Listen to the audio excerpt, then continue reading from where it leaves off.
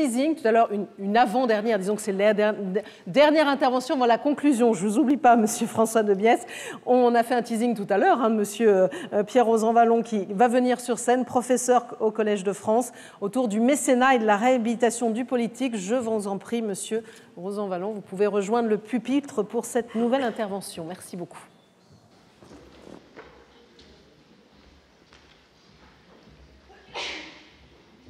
Je vous remercie de cette invitation. Si je m'intéresse aux questions du mécénat ou de la philanthropie, c'est parce que je m'intéresse de façon plus générale au rapport de l'État et de la société civile. Et qu'en France notamment, ces rapports de l'État et de la société civile n'ont pas toujours été faciles. Je rappellerai, pour commencer, qu'un des articles les plus fameux de l'encyclopédie de Diderot et de D'Alembert est l'article Fondation, qui était rédigé par Turgot. Et Turgot plaidait dans cet article pour la suppression des fondations, en disant que les fondations présentent une forme de compétition insupportable avec l'État, puisqu'elles visent à une forme de perpétuité sociale, alors que le seul gardien de la perpétuité sociale, ce doit être l'État, disait-il. Et effectivement, les révolutionnaires français suivront ses conseils sur ce point, comme sur bien d'autres d'ailleurs. Et je crois que ce qu'on peut appeler de façon très large le monde du mécénat, le monde de la philanthropie, le monde associatif, au contraire, aujourd'hui, ont une importance renouvelée pour ces trois raisons. La première raison, c'est que le souci du long terme est en bien grande difficulté partout et qu'on a besoin d'acteurs du long terme. La deuxième raison, elle est aussi qu'il y a besoin d'acteurs qui ne soient pas simplement des acteurs locaux ou des acteurs nationaux, mais qui en même temps puissent se développer sur ces différents espaces et que des associations, des fondations, le rôle du mécénat aujourd'hui, et c'est le sens de ce colloque si j'ai bien compris, c'est de montrer justement qu'il pouvait être un acteur sur différents espaces. Mais aussi, et peut-être plus encore, et cela dans le cas français spécifiquement, parce que nous avons besoin de développer une vision plurielle, une vision pluraliste de l'intérêt général. Et cela est une question fondamentale en démocratie. La démocratie repose sur le pouvoir institué par le suffrage de la majorité. La majorité détient, par le principe de majorité, une légitimité pour gouverner. Mais la majorité ne fait pas l'intérêt général. L'intérêt général est plus large que celui de la majorité, en même temps que l'intérêt général est plus large que celui de l'État. Dès le XIXe siècle, il y avait en France une école du service public qui amenait à comprendre l'État au-delà de la fonction régalienne comme celui qui organisait le service du public, et que ce service du public, il devait être compris de façon élargie. Et je crois aujourd'hui que cet intérêt général, nous devons le comprendre de façon élargie pour une raison très simple. C'est qu'il y a de nombreux domaines dans lesquels l'État est trop lointain, l'État est moins adapté que des organisations qui sont proches, des organisations aussi qui peuvent s'intéresser à ce qui est dans le coin de la société, dans ses vides, dans ses angles morts. On parle de plus en plus des invisibles aussi. Et je crois qu'il y a tout un ensemble de questions, tout un ensemble de problèmes, tout un ensemble de populations qui échappent à un intérêt général défini de façon trop centralisée. Et donc, c'est une conception pluraliste du service public qui appelle aujourd'hui à légitimer en démocratie le rôle que peut jouer le mécénat, la philanthropie et, disons, le monde associatif au sens le plus large. Et dire que la démocratie repose sur ce pluralisme est absolument essentiel. Et on peut même dire d'une certaine façon que les régimes illibéraux commencent par critiquer ce pluralisme et à le mettre en cause. La deuxième grande raison, à côté de cette vision plurielle de l'intérêt général qui légitime le renforcement pour aujourd'hui, car le problème n'est pas simplement de justifier, mais de renforcer, je pense, le rôle du mécénat dans nos sociétés, c'est que le mécénat est mu par un principe de particularité, c'est-à-dire qu'il s'intéresse à des cas spécifiques, à des problématiques, à des populations, et donc il est loin d'une approche trop générale.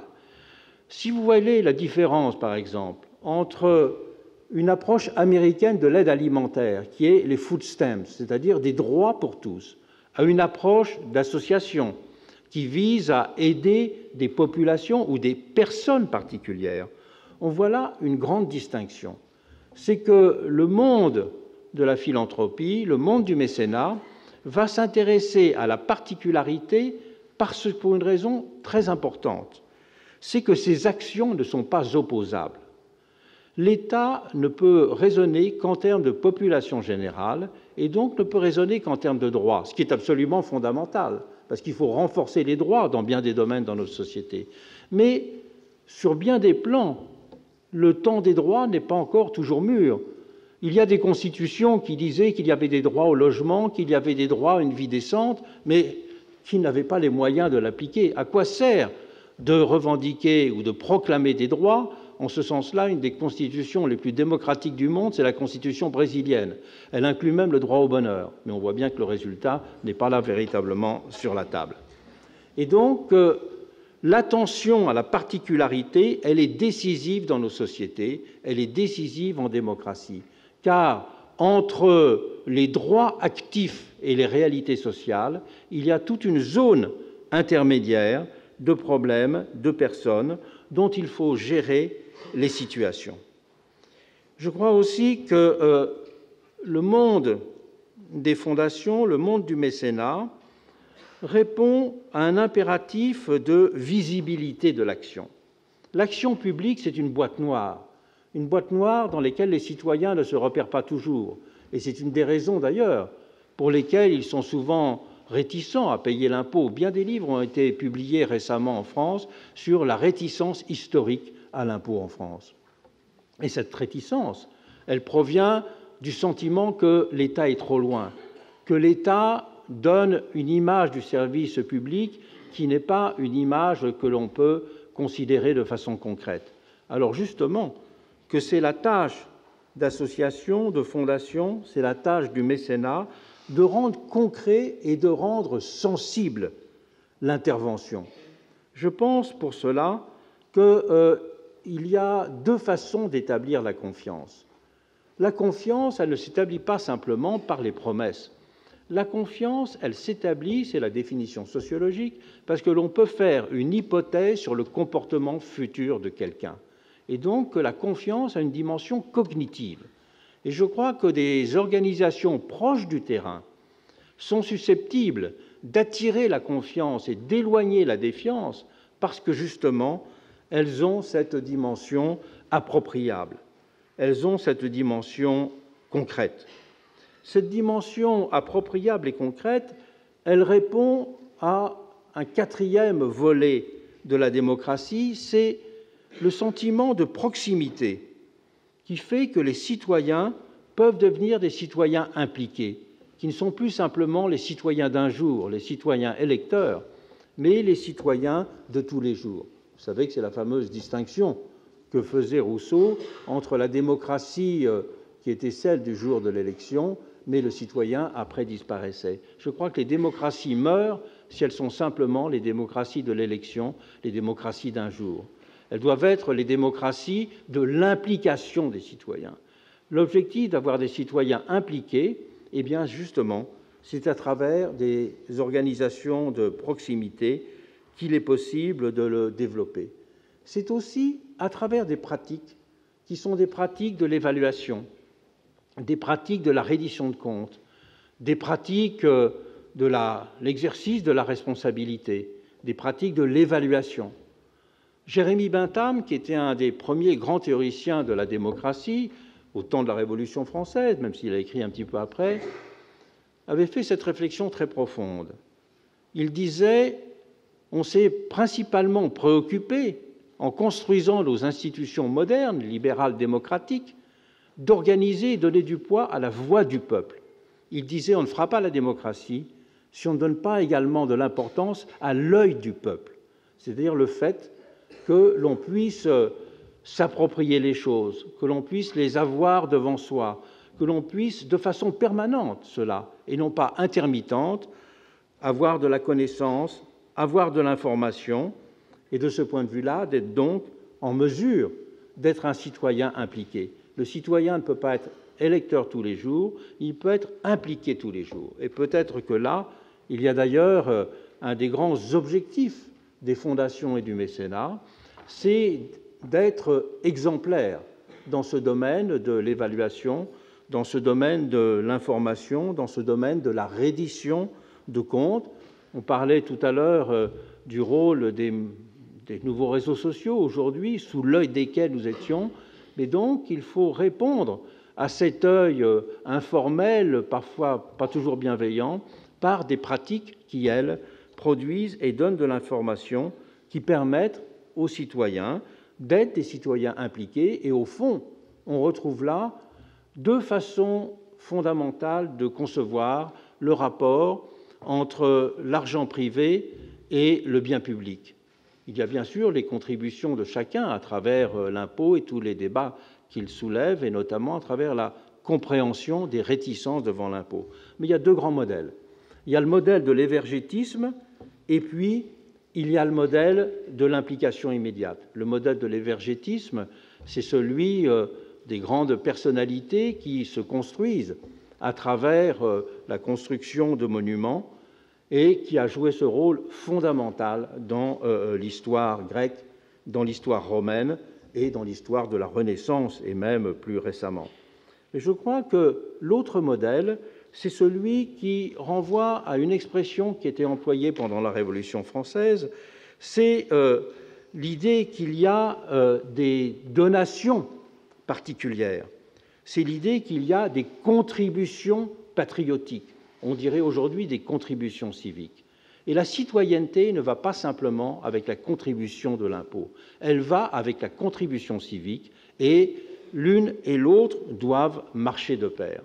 Or là, effectivement, il y a aujourd'hui un débat. Il y a un débat dans le monde.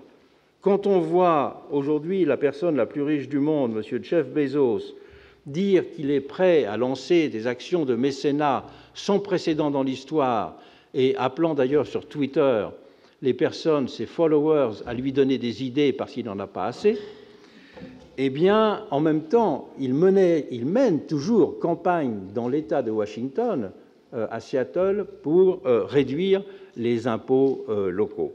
Donc je crois qu'il faut vraiment faire aller vertueusement de pair ces deux choses-là, les contributions personnelles et la restauration d'un sens de l'impôt. Si jamais il y avait une sorte d'écart trop grand qui se creusait entre les contributions volontaires qui sont de plus en plus nécessaires pour les raisons que j'ai exposées, et puis le financement public, eh bien, ce serait dommageable, à la fois pour l'État et à la fois, je pense, à moyen terme, pour les contributions individuelles, car celles-ci seraient en quelque sorte soumises à des demandes qui iraient de façon tout à fait explosive.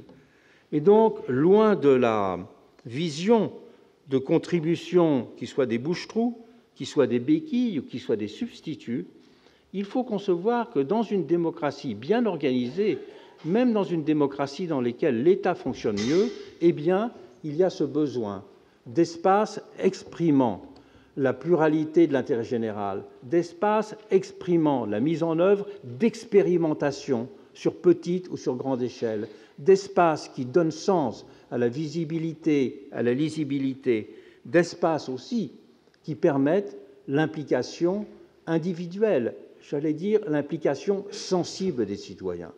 On met beaucoup l'accent aujourd'hui sur le fait que la démocratie n'est pas simplement une question d'institution, mais que la démocratie est aussi, comme tout ce qui est de l'ordre politique, une question d'affect et d'émotion. Eh bien, je crois qu'il faut qu'il y ait des émotions démocratiques, et que ces émotions démocratiques, elles ont leur place au même titre que le respect des institutions. C'est pour cela que ça n'est pas simplement, il y a beaucoup, hélas, je le vois aujourd'hui en lisant la presse, en étant certainement moins bien informé que vous, qu'il y a bien des débats qui semblent surgir, nouveaux aujourd'hui, pour mettre en cause éventuellement des réductions fiscales, à des contributions à l'intérêt général. Je crois au contraire qu'il faut aujourd'hui trouver les moyens de les développer peut-être avec des idées nouvelles. Pourquoi pas l'idée, par exemple, qu'un certain nombre d'associations reçoivent de l'État des matching funds, c'est-à-dire qu'il y ait un apport d'argent public qui définisse des priorités communes, et que ces priorités communes donnent lieu à des financements en quelque sorte renforcés, des financements coopératifs. Je crois que nous sommes vraiment dans un moment où il faut voir qu'il y va de la santé de nos démocraties, de s'orienter dans cette direction, et pas simplement d'un secteur qui serait à conserver et à préserver à un moment où il est peut-être attaqué par certains ou sensiblement remis en cause. La meilleure réponse à peut-être des visées négatives n'est pas simplement dans la défense, mais il est dans l'illustration de nouvelles ambitions. Je vous remercie.